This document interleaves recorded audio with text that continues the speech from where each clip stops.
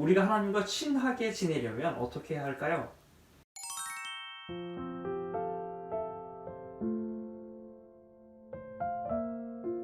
안녕하세요. 자라가다 네 번째 시간입니다. 영적 어린아이의 모습을 함께 살펴보려고 합니다. 요한일서 2장에는 아비들, 청년들, 아이들을 향한 권면이 나옵니다. 이를 토대로 오늘은 영적 어린아이의 5가지 특징에 대해 함께 살펴보시지요. 첫째, 영적 어린아이는 죄사함의 확신이 있습니다. 요한일서 2장 12절에서는 자녀들아, 내가 너희에게 쓰는 것은 너희 죄가 그의 이름으로 말미암아 사함을 받았음이요.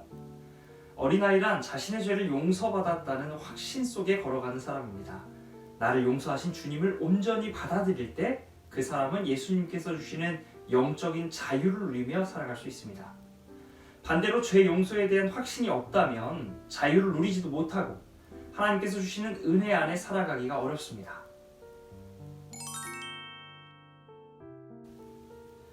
둘째, 영적 어린아이는 아버지를 압니다.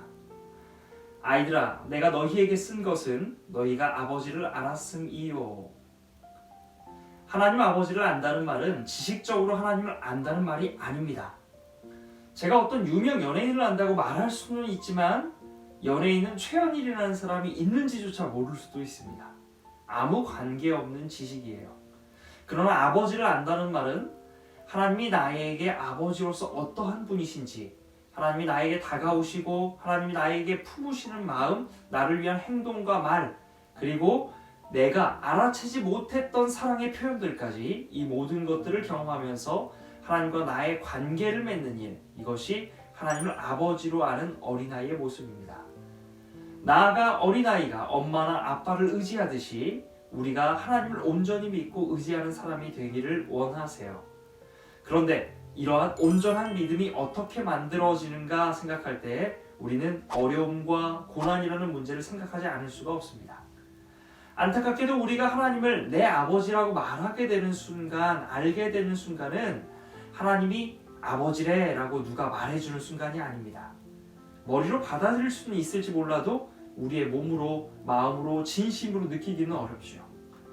그러나 하나님이 우리를 돕고 계신다면, 우리를 구하시고 지키시는 경험을 하고 있다면 자연히 우리는 하나님을 의지하게 될 겁니다. 그런데 그 경험을 할 수 있는 상황이 바로 어려움이나 고난이 닥쳤을 때라는 거예요. 이를 볼 때 우리가 어려움을 통해 고난을 지나면서 하나님을 알아가고 진정으로 의지할 수 있다는 거겠죠. 셋째, 영적 어린아이는 빛과 어둠을 분별해요. 요한일서 1장 5절에서는 하나님은 빛이시라 라고 말해야 합니다. 또 하나님 안에는 어둠이 전혀 없다라고도 하죠. 이 말씀처럼 하나님의 모습이 빛이고 어둠이 없다면 우리가 하나님과 친하게 지내려면 어떻게 해야 할까요? 빛에 있어야죠. 그리고 어둠으로 가면 안 된다고 말합니다. 그러나 우리가 살아가는 세상에 어둠이 많습니다. 하나님과 멀어질 만한 요소들이 참 많지요. 요한일서 2장 18절에서 20절의 말씀은 지금은 마지막 때라 적그리스도가 오리라는 말을 너희가 들은 것과 같이 너희는 거룩하신 자에게서 기름 부음을 받고 모든 것을 아느니라. 적그리스도, 곧 그리스도의 대적을 주의하라고 하세요. 영적 어린아이는 하나님과의 관계가 있기 때문에 하나님과 대적하는 일들을 분별할 수 있습니다. 우리를 하나님에게서 떨어뜨리려 하는 일이 무엇인가요? 유혹하여 넘어뜨리려 하는 일이 무엇인가요? 우리는 그것을 분별해야 합니다. 도박이 무서운 이유가 뭔가요? 생각해보면 도박도 돈이라는 도구를 통해 하는 놀이잖아요. 그런데 그 돈놀이가 무서운 이유, 돈놀이를 하는 과정에서 놀이에 너무 몰입한 나머지 그가 속한 가정과 그의 친구들의 관계를 끊어버려요. 놀이라는 것만을 보면 사람에게는 기쁨과 즐거움을 주는 좋은 일이라 할 수 있는데 그 좋은 일이 하나님과의 관계를 깨트린다면 그 놀이는 우리에게 어둠이 되겠지요. 여러분이 아끼는 물건, 소중히 여기는 친구, 엄마나 아빠가 될 수도 있고요. 부모에게는 하나님보다 더 중요한 존재가 아이가 되기도 하는 것 같습니다. 우리의 삶에 주어진 선물과 같은 소중한 것들을 하나님과 더욱 친밀해지는 통로인 빛에 두시겠습니까? 아니면 하나님께서 등을 돌려버리는 어둠, 적그리스도와 같은 역할로 만드시겠습니까? 우리가 하나님의 자녀로서 살아가고 싶다면 우리의 삶을 하나님으로 빛나게 만드세요. 일도, 놀이도, 인간관계도, 쉼도, 우리의 마음도 어둠을 몰아내고 빛이신 하나님의 것으로 만드시길 바랍니다. 네 번째, 영적 어린아이는 성령의 기름 부음이 있습니다. 앞서 잠시 보았던 요한일서 2장 20절을 다시 한번 보실까요? 너희는 거룩하신 자에게서 기름 부음을 받고 모든 것을 아느니라. 영적 어린아이가 기름 부음을 받았다고 하지요. 이게 무슨 말일까요? 여러분 혹시 카리스마라고 아세요? 카리스마 있다고 하면 뭔가 강력한 지도력, 리더십이 있다고 생각하는데요. 기름 부음으로 사용된 말이 여기서 카리스마예요. 성경에서 사용되는 카리스마의 뜻은 성령의 기름이 부어지면서 우리 안에 예수님과 우리들이 아주 친밀한 관계를 이루어지는 상태를 말합니다. 그래서 이어지는 27절 말씀에 너희는 주께 받은 바 기름 부음이 너희 안에 거하라니 아무도 너희를 가르칠 필요가 없고 오직 그의 기름 부음이 모든 것을 너희에게 가르치며 또 참되고 거짓이 없으니 너희를 가르치신 그대로 주 안에 거하라. 쉽게 말하면 하나님의 생각으로 가득 찬 상태이자 그래서 우리의 행동이 하나님의 생각을 따라 이루어지는 모습을 말하지요. 이는 다윗의 표현으로는 이렇게 적용할 수 있습니다. 내가 여호와를 항상 내 앞에 모시며 그가 나의 오른쪽에 계심으로 내가 흔들리지 아니하리로다. 우리 인생의 순간순간에 항상 하나님을 이렇게 모시고 살아가는 것입니다. 그렇다면 어떻게 이러한 삶을 살 수 있을까요? 하나님을 항상 모시고 하나님의 가르침을 따라 살아가려면 하나님의 음성을 들어야겠지요. 이것을 묵상이라고 하는데요.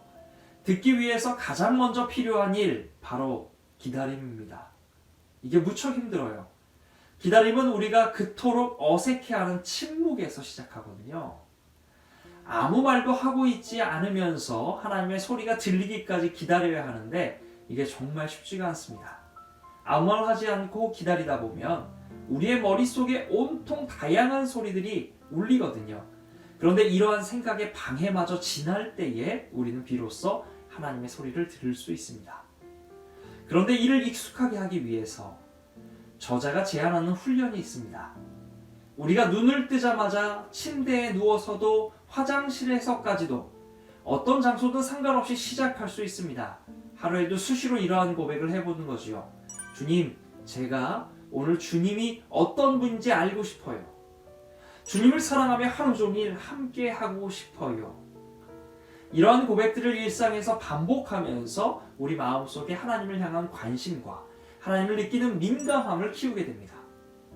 이렇게 하나님과의 동행이 익숙하게 이루어질 때 기름 부음으로 하나님이 우리 안에 거하고 또 하나님의 말씀이 우리를 가르치는 상태, 주 안에 거하는 삶을 살아가게 됩니다. 다섯째, 영적 어린아이는 하나님의 무조건적 사랑을 압니다. 어린아이가 사랑을 받는데 조건은 필요 없습니다. 아이는 그 존재 자체만으로 사랑받을 만하죠.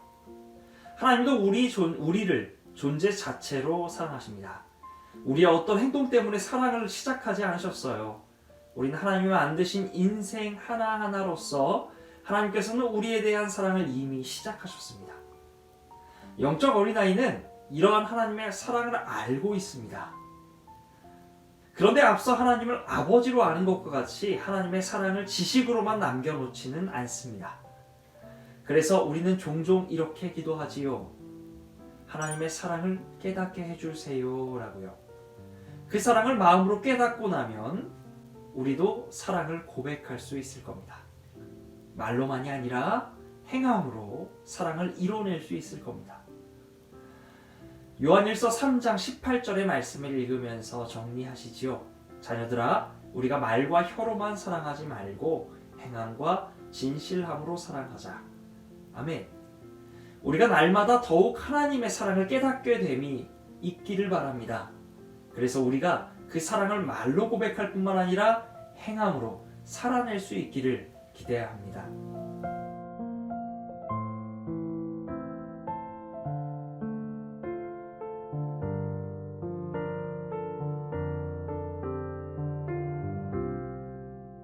이번 주 미션은 우리 삶의 영적 카리스마를 만들기 위한 도전을 해보려고 합니다. 하나님의 음성을 더 민감하게 듣고 성령님과의 동행을 더욱 느끼기 위해서 일상을 살아가며 수시로 이렇게 기도해 보세요. 주님을 더 알고 싶어요. 주님과 더 함께 하고 싶어요. 이렇게 고백했다면 잠시 일상을 멈추고 1분에서 2분 정도 눈을 감고 기다려 보세요. 이렇게 매일 수시로 실천한 후 일상 속에서 이 기도를 몇 번이나 했는지 함께 나눠주세요. 많으면 많을수록 좋습니다. 그리고 다음 주 목요일에는 한 주간 이 기도를 수시로 하면서 나에게 일어난 변화나 생각을 나눠주세요. 오늘도 감사했습니다.